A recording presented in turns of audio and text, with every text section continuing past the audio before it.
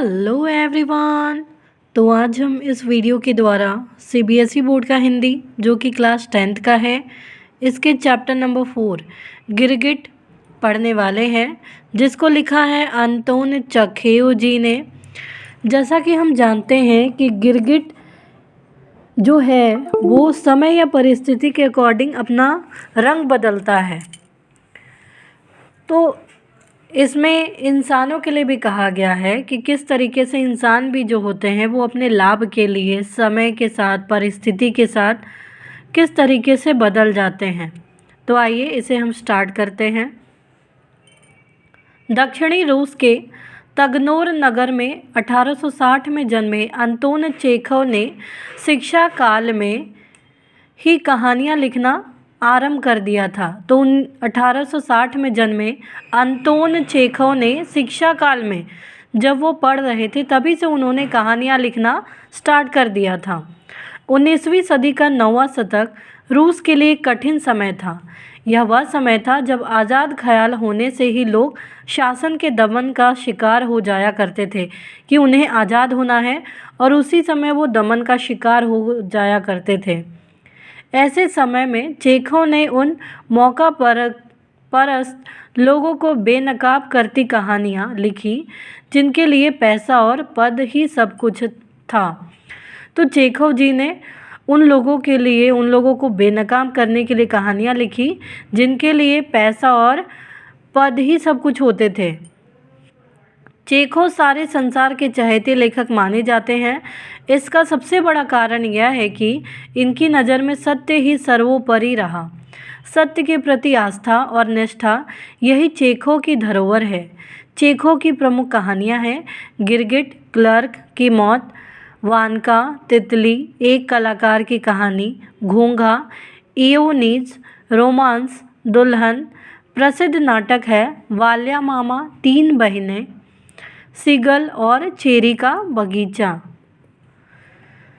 पाठ प्रवेश है अच्छी शासन व्यवस्था वही होती है जो समता पर चलती है, समानता पर चलती है, सबको एक दृष्टि से देखती है, अन्यायी और उसके अन्याय को न्याय के तराजू पर ही तौलती है। ऐसी शासन व्यवस्था जन जन में कानून के प्रति आदर और समर्पण का भाव जगाती है, निर्भयता की भावना भी पैदा करती है। ऐसी शासन व्यवस्था कायम तभी हो सकती है जब शासन की बागडोर संभालने वाले पक्षपात किए बिना अपने अधिकारों और कर्तव्यों का पालन करें। जब वे इस कसौटी पर खरे नहीं उतरते तब देश में अराजकता यानी कानून की या राज्य की जो अव्यवस्था है वो उसे कहते अराजकता का साम्राज्य स्थापित होते देर नहीं लगती। तो एक अच्छी शासन व्यवस्था ही वो होती है जो लोगों को समान नज़रों से देखे, सबको एक ही दृष्टि से देखे। अगर किसी ने अन्याय किया है तो उसे अन्याय की सज़ा मिलनी चाहिए, और तभी लोगों के मन में कानून के प्रति आदर और समर्पण का भाव होगा, लोग कानून से डरेंगे। ऐसी शासन व्यवस्था या ऐसी व्यवस्था कायम तभी हो सकती है जब इसको संभालने वाले अधिकारी अपने कर्तव्यों का पालन करें, तभी राज्य व्यवस्था अच्छे से सुचारू रूप से चल सकती है। 1884 में लिखी गई प्रस्तुत कहानी में रूस के महान लेखक ने एक ऐसे अवसर का वर्णन किया है जब जारशाही शासन चापलूसों, भाई भतीजावाद के पोषक अधिकारियों के भरोसे चल रहा था। नतीजा यह था कि वे कानून के या आम आदमी के पक्ष में ऐसी फरियाद का भी न्यायोचित फैसला नहीं कर पाते थे जिसमें दोषी कोई मनुष्य नहीं बल्कि वह से कुत्ता ही क्यों ना हो। संभवतः ऐसी शासन व्यवस्था के लिए ही संत कवि तुलसीदास ने कभी कहा होगा, समर्थ को नहीं दोष गोसाई।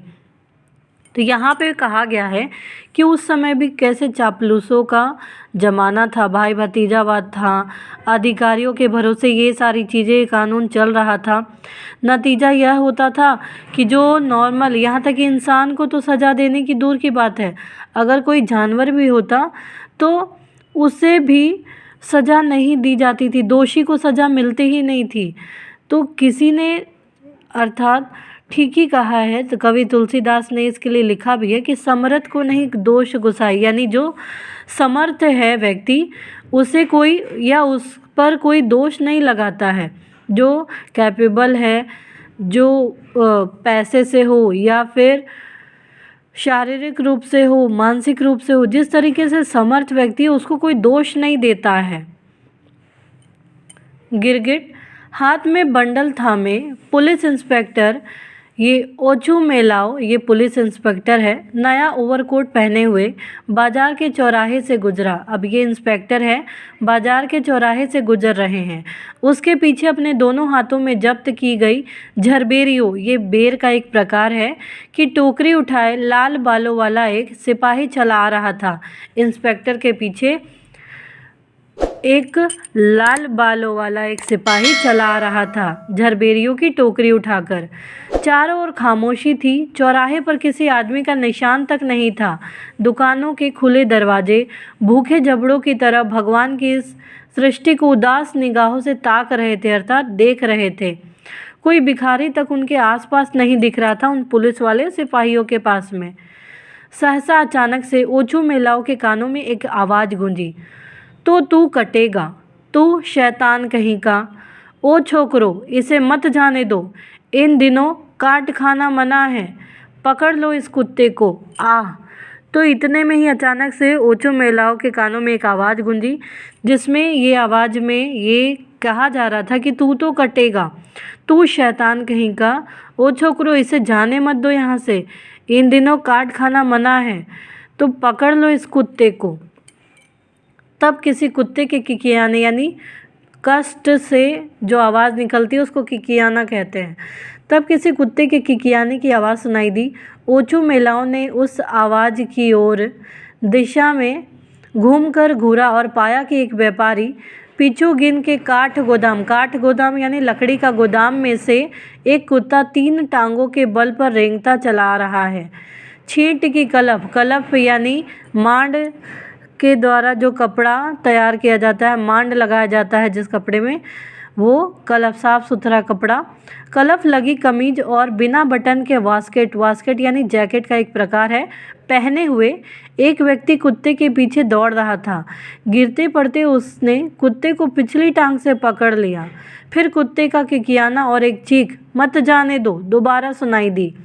दुकानों में ऊँघते हुए चेहरे बाहर झांके और देखते ही देखते जैसे जमीन फाड़कर निकल आई एक भीड़ काठ गोदाम को घेर कर खड़ी हो गई थी कि क्या हो रहा है यहाँ पे। वहाँ पे एक कुत्ते को किस तरीके से पकड़ा जा रहा था। वहाँ से एक रेंगता हुआ, 3 टांगों पर रेंगता हुआ एक कुत्ता निकलता है, जिसको पुलिस भी देखते हैं ओछू मेलाओं। गिरते पड़ते उसने कुत्ते को पिछली टांग से पकड़ लिया था। एक व्यक्ति कुत्ते के पीछे दौड़ रहा था और उसने गिरते पड़ते हुए कुत्ते की पिछली टांग को पकड़ लिया था। फिर कुत्ता किकियाना और एक चीख, कुत्ते का किकियाना, फिर एक चीख कि मत जाने दो इसको। फिर दुकान में जितने लोग वहाँ पे सुन रहे थे वो निकले वहाँ से और एक अचानक से भीड़ वहाँ उत्पन्न हो गई। हुजूर, यह तो जन शांति भंग हो जाने जैसा कुछ दिख रहा है, सिपाही ने पुलिस को कहा। ओछू मेलाओं मुड़ा और भीड़ की तरफ चल दिया। उसने काठ गोदाम के पास बटन विहीन वास्केट धारण किए हुए उस आदमी को देखा जो अपना दायां हाथ उठाए वहां मौजूद था तथा उपस्थित लोगों को अपनी लहूलुहान उंगली दिखा रहा था। उसके नशीले से हो आए चेहरे पर साफ लिखा दिख रहा था कि शैतान की औलाद, मैं तुझे छोड़ने वाला नहीं। और उसकी उंगली भी जीत के झंडे की तरह गड़ी दिखाई दे रही थी। ओछू मेलाओं ने इस व्यक्ति को पहचान लिया। वह ख्यूक्रीन नामक सुनार था। ख्यूक्रीन एक सुनार है जिसका नाम ख्यूक्रीन है। इस भीड़ के बीचों बीच अपनी अगली टांगे पसारे, नुकीले मुंह और पीठ पर फैले पीले दाग वाला अपराधी सा नजर आता सफ़ेद बारजोई पिल्ला ऊपर से नीचे तक कांपता पसरा पड़ा था। उसकी आंसुओं से सनी आंखों में संकट और आतंक की गहरी छाप थी।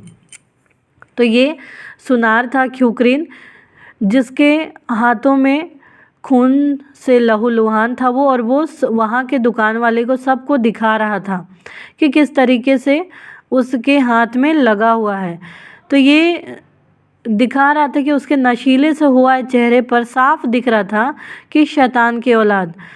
वो कह रहा था कि मैं तुझे छोड़ने वाला नहीं हूँ। उसकी उंगली भी जीत के झंडे की तरह गड़ी दिखाई दे रही थी। तो ओचू महिलाओं ने इस व्यक्ति को पहचान लिया कि ये सुनार है जिसका नाम ख्युक्रिन है।